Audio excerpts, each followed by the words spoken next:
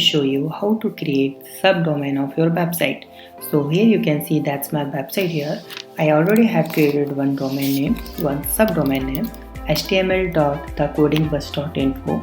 So now you can see that one website and that one is my second website in this same domain name. Okay, so here I am just using here subdomain. So I'm going to create here another subdomain. So how to do this? So that's very simple. Log into your cPanel account and you will see the option of subdomain. So click on this.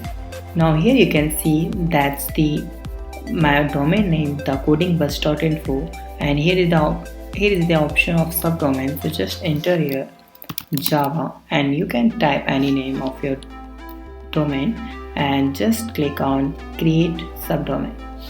Wait some seconds and you will see your subdomain was successfully added. Now go to the home. So now you will see here. So I'm going to install the WordPress in my subdomain. So just click on the WordPress. Here you will see the lot of domains here. So you have to select your domain, your subdomain. So I already selected java.thecodingbus.info and just click on install WordPress. And after this we need to set up the WordPress in our new subdomain.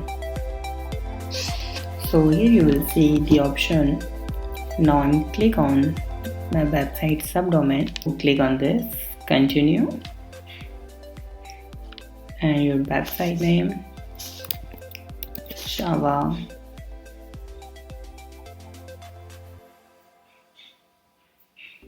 Click on login and you will be logged in.